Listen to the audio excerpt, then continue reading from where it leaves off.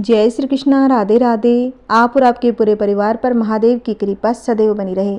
आज हम सुनेंगे गोपाष्टमी की व्रत कथा। एक बार प्रेम से बोलिए गौ माता की जय।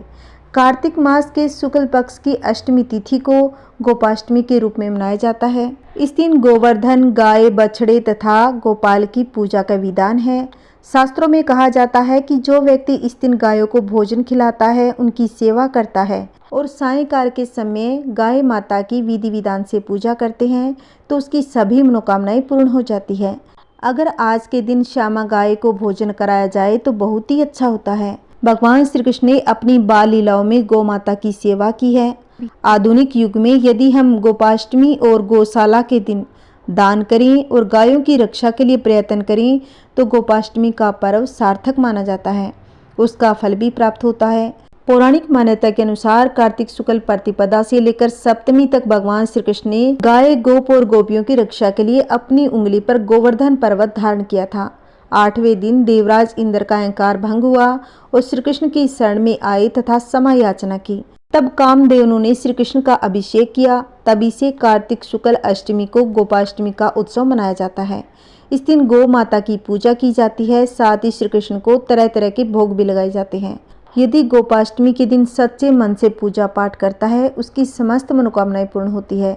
इस दिन पूजा पाठ के समय गोपाष्टमी व्रत कथा भी अवश्य ही सुननी चाहिए, जिससे आपको व्रत का पूरा फल मिलेगा। तो आइए पूरी श्रद्धा भाव के साथ हम सुनेंगे गोपाष्टमी की संपूर्ण व्रत कथा।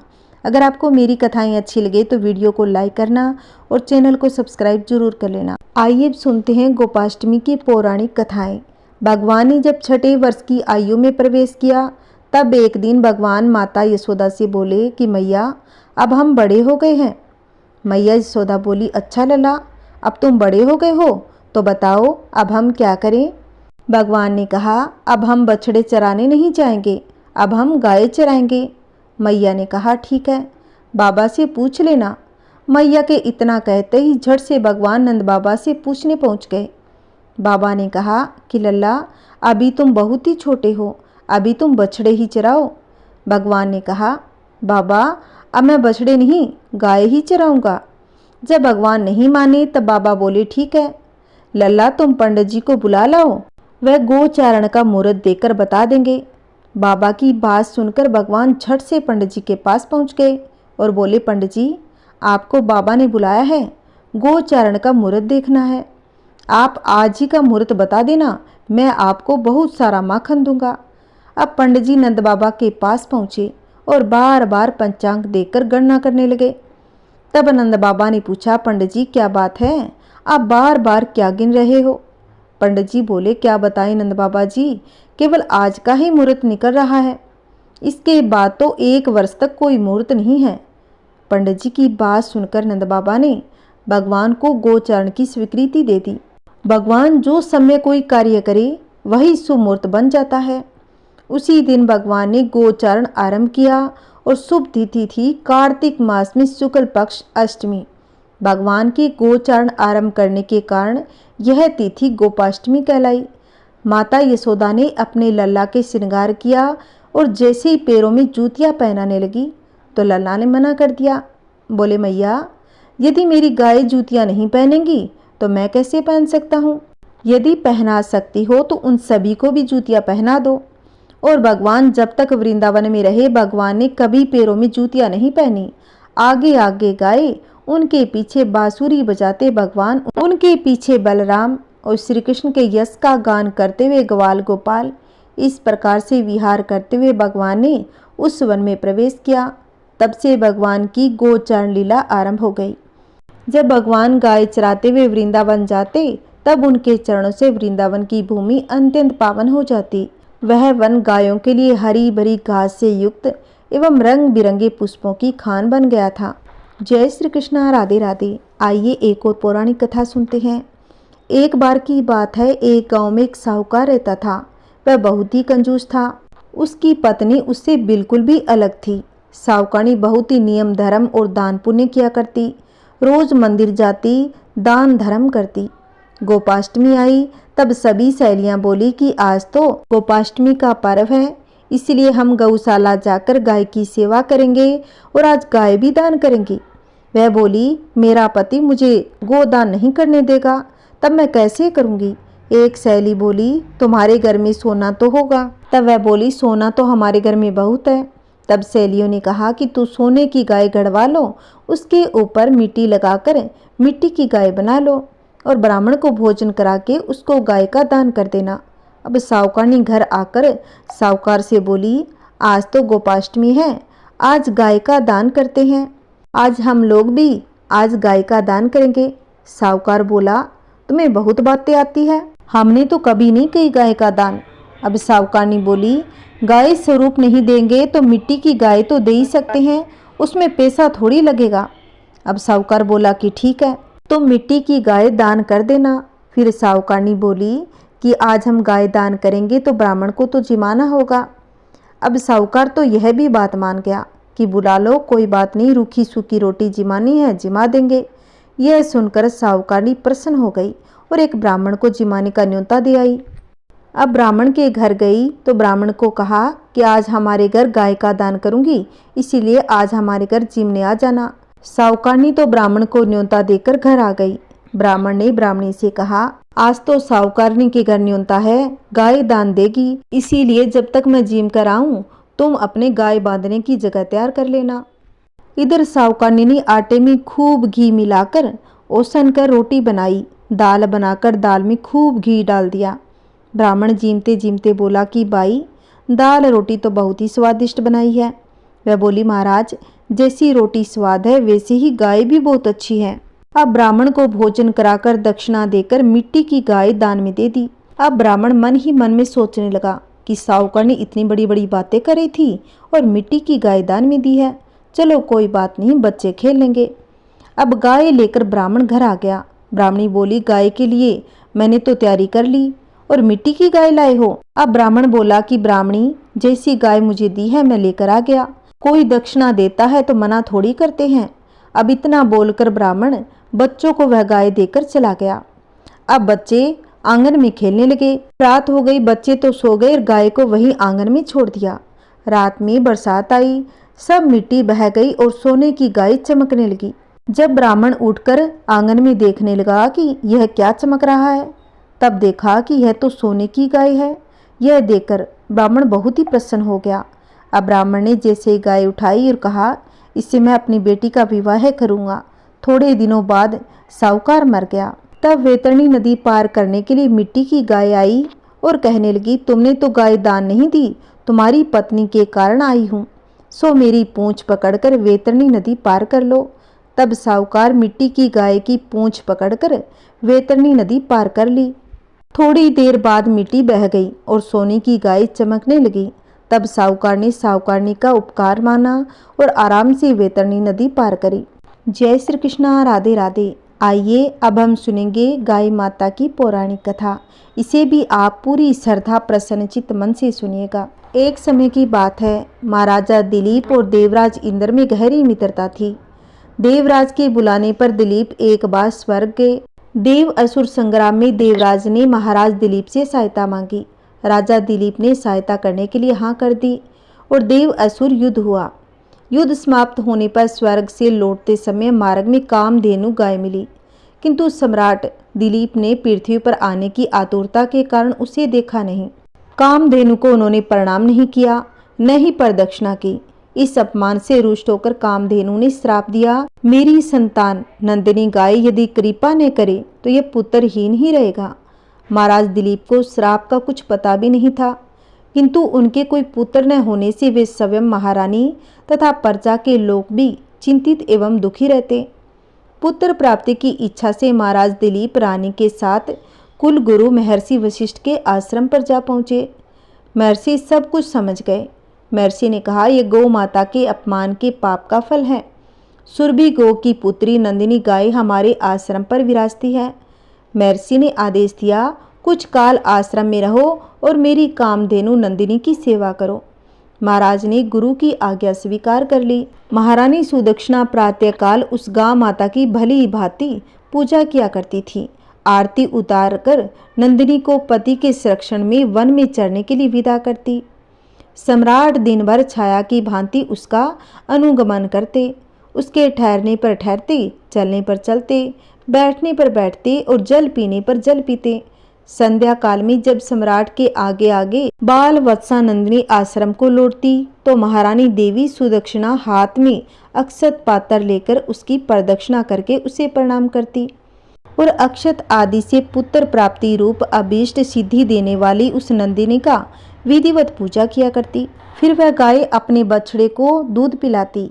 दूध पिलाने के बाद अपने हाथों से कोमल हरी घास खिलाकर उसकी प्रीतृप्ति करते, उसके विश्राम करने पर शयन करते। इस तरह उसकी परिचर्या करते 21 दिन बीत गए। इस दिन वन में नंदिनी का अनुराग करते महाराज दिलीप की दृष्टि क्षण भर के लिए प्राकृतिक सुंदरता में अटक गई। तभी उन्हें नंदिनी की आवाज सुनाई दी। वह एक भयानक सिंह के पंजों में फंसी झटपटा रही थी। उन्होंने आक्रामक सिंह को मारने के लिए अपने तरकस से तीर निकालना चाहा, किंतु उनका हाथ जड़वत होकर वहीं अटक गया। वे चित्तर लिखे से खड़े रह गए और भीतर ही भीतर झटपटाने लगे। तभी मनुष्य की वाणी में सिंह बोल उठा कि राजन, तुम्हारे शस्त्र उसी तरह व्यर्थ है जैसे वृक्षों को उखाड़ देने वाला परभंजन पर्वत से टकराकर व्यर्थ हो जाता है। मैं भगवान शिव के गण निशुंभ का मित्र कुंभोदर हूँ। भगवान शिव ने सिंह वृत्ति देकर मुझे हाथी आदि से इस वन के देवदारों की रक्षा का भार सौंपा है। इस समय जो भी जीव सबसे पहले मेरी दृष्टि में आता है वह मेरा भक्ष्य बन जाता है। इस गाय ने इस संरक्षित वन में प्रवेश करने की अनधिकार चेष्टा की है और मेरे भोजन की वेला में यह मेरे सम्मुख आई है। अतः मैं इसे खाकर अपनी सुधा शांत करूंगा। तुम लज्जा और ग्लानि छोड़कर वापस लौट जाओ। अब दिलीप दुखी हुआ वह और व्यथा से झटपटाती नेत्रों से अविरल अश्रुधारा बहाती नंदिनी को देखकर उस संध्या काल में अपनी माँ की उत्कंठा से प्रतीक्षा करने वाले दूध मुँह बछड़े का स्मरण कर दुखी होकर सोचने लगा कि नंदिनी का जीवित रहना अपने जीवन से कहीं अधिक मूल्यवान जान पड़ा। उन्होंने सिंह से प्रार्थना की वह उनके शरीर को खाकर अपनी भूख मिटा ले और बाल वत्सा नंदिनी को छोड़ दे। अब सिंह ने राजा के इस अद्भुत प्रस्ताव का उपहास करते हुए कहा कि राजन, तुम चक्रवर्ती सम्राट हो, गुरु को नंदिनी के बदले करोड़ों दुहार गोए देकर प्रसन्न कर सकते हो। अभी तुम युवा हो, इस तुच्छ प्राणी के लिए अपने स्वस्थ सुंदर शरीर और युवन की अवहेलना कर जान की बाजी लगाने वाले सम्राट, लगता है तुम अपना विवेक खो बैठे हो। यदि प्राणियों पर दया करने का तुम्हारा व्रत ही है तो भी आज यदि इस गाय के बदले में मैं तुम्हें खा लूँगा तो तुम्हारे मर जाने पर केवल इसकी ही विपत्तियों की रक्षा हो सकेगी, और यदि तुम जीवित रहे तो पिता की भांति संपूर्ण प्रजा की निरंतर विपत्तियों से रक्षा करते रहोगे। इसीलिए तुम अपने सुख भोगता शरीर की रक्षा करो। स्वर्ग प्राप्ति के लिए तप त्याग करके इस शरीर को कष्ट देना तुम जैसे अमित ऐश्वर्यशालियों के लिए निर्थक है। अरे वह तो इस पृथ्वी पर है जिसे संसारिक वैभव विलास साधन उपलब्ध है, वह समझो कि स्वर्ग में ही रहता है। स्वर्ग का काल्पनिक आकर्षण तो मात्र विपनों के लिए ही है, संपन्नों के लिए नहीं। इस तरह से सिंह ने राजा को भ्रमित करने का प्रयत्न किया। भगवान शंकर के अनुचर सिंह की बात सुनकर अत्यंत दयालु महाराज दिलीप ने उसके द्वारा आक्रांत नंदिनी को देखा, जो दुखी होकर आंखों में आंसू बहाती हुई उनकी ओर देखती हुई प्राण रक्षा की याचना कर रही थी। राजा ने स्त्रीत्व से महत्व को प्रतिपादित करते हुए उत्तर दिया, नहीं सिंह, नहीं, मैं गाय माता को तुम्हारा बख्शा बनाकर नहीं लौट सकता। मैं अपने स्त्रीत्व को क्यों कलंकित करूं? क्षत्रिय संसार में इसलिए प्रसिद्ध है कि वे विपत्ति से औरों की रक्षा करते हैं। राज्य का भोग भी उनका लक्ष्य नहीं है। उनका लक्ष्य तो लोक रक्षा से कीर्ति अर्जित करना। निंदा से मलिन प्राणों और राज्य को तो वे तुच्छ वस्तु की तरह त्याग देते हैं। इसीलिए तुम मेरे यश शरीर पर दयालु हो। मेरे भौतिक शरीर को खाकर उसकी रक्षा करो, क्योंकि यह शरीर तो नश्वर है, मरण धर्मा है। इसलिए इस पर जैसे विचारशील पुरुषों की ममता नहीं होती। हम तो केवल शरीर के पोषक हैं।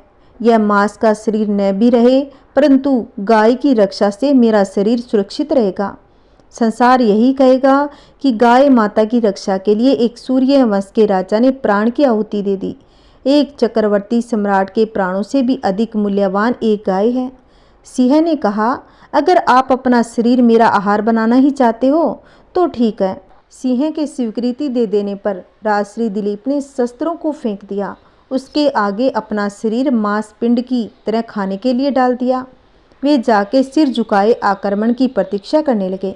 तभी आकाश से विद्याधर उन पर पुष्प वृष्टि करने लगे। नंदिनी ने कहा, हे पुत्र उठो। यह मधुर दिव्य वाणी सुनकर राजा को महान आश्चर्य हुआ। उन्होंने वात्सल्यमयी जननी की तरह अपने शस्त्रों से दूध बहाती हुई नंदिनी गाय को देखा, किंतु सिंह दिखाई नहीं दिया। आश्चर्यचकित दिलीप से नंदिनी ने कहा, हे सत्पुरुष, तुम्हारी परीक्षा लेने के लिए मैंने ही माया सिंह का रूप बनाया था। महर्षि वशिष्ठ के प्रभाव से यमराज भी मुझ पर प्रवाह नहीं कर सकता, तो अन्य सिंह आदि की क्या शक्ति है। मैं तुम्हारी गुरु भक्ति से और मेरे प्रति प्रदक्षिणा दया भाव से अत्यंत ही प्रसन्न हूँ। वर मांगो। तुम मुझे दूध देने वाले मामूली गाय मत समझो, अपितु संपूर्ण कामनाएं पूरी करने वाली कामधेनु जानो। राजा ने दोनों हाथ जोड़कर वंश चलाने वाले अनंत कृति पुत्र की याचना की। नंदिनी ने तथास्तु कहा। उन्होंने कहा, राजन, मैं आपकी गाय भक्ति से अत्यधिक प्रसन्न हूँ। मेरे सतनों से दूध निकल रहा है। उसे पत्ते के दोने में दुहकर पी लेने की आज्ञा गाय ने दी थी और कहा, तुम्हें अत्यंत प्रतापी पुत्र की प्राप्ति होगी। राजा ने निवेदन किया कि माँ, बछड़े के पीने तथा होम आदि अनुष्ठान के बाद बचे हुए तुम्हारे दूध को मैं पी सकता हूँ। दूध पर पहला अधिकार बछड़े का है, दूसरा अधिकार गुरु का है। राजा के धैर्य ने नंदिनी के हृदय को जीत लिया। वह प्रसन्न मन से कामधेनु राजा के आगे आगे आश्रम को लौट आई। राजा ने बछड़े के पीने तथा अग्निहोत्र से बचे दूध का महर्षि की आज्ञा पाकर पान किया। वे रघु जैसे महान यशस्वी पुत्र से पुत्रवान हुए। इसी वंश में गो भक्ति के प्रताप से स्वयं महान भगवान श्री राम ने अवतार ग्रहण किया। महाराज दिलीप की गाय भक्ति तथा गो सेवा सभी के लिए एक महात्मन आदर्श बन गई।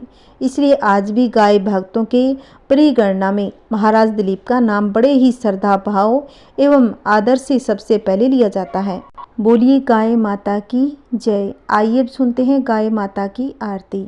ओम जय जय गौ माता मैया, जय जय गौ माता। जो कोई तुमको ध्याता, जो कोई तुमको ध्याता, त्रिभुवन सुख पाता। ओम जय जय गौ माता। सुख समृद्धि प्रदायिनी, गो की कृपा मिले मैया, गो की कृपा मिले। जो करे गो की सेवा, जो करे गो की सेवा, पल में विपत्ति टले। ओम जय जय गौ माता। आयु ओज विकासिनी, जन जन की माई मैया, जन जन की माई। शत्रु मित्र सुत जाने, शत्रु मित्र सुत जाने, सबकी सुखदाई। ओम जय जय गौ माता। सुर सौभाग्य विदायिनी, अमृत दूध दियो मैया, अमृत दूध दियो। अखिल विसव नर नारी, अखिल विसव नर नारी, शिव अभिषेक कियो। ओम जय जय गौ माता। ममता मई मन भाविनी, तुम ही जग माता मैया, तुम ही जग माता। जग की पालनहारी, जग की पालनहारी, कामधेनु माता। ओम जय जय गौ माता। संकट रोग विनाशिनी, सुर महिमा गाई महिमा, सुर महिमा गाई। गौशाला की सेवा, गौशाला की सेवा, संतन मन भाई। ओम जय जय गौ माता। गौ माँ की रक्षा हित हरि अवतार लियो मैया, हरि अवतार लियो। गोपालक गोपाला, गोपालक गोपाला, शुभ संदेश दियो। ओम जय जय गौ माता। श्री गौ माता की आरती जो कोई सुत गावे, मैया जो कोई सुत गावे। पद में कहते वे तरणी, पद में कहते वे तरणी, भव से तर जावे। ओम जय जय गौ माता। बोलिए गाय माता की जय हो। बोलिए श्री कृष्ण भगवान की जय हो।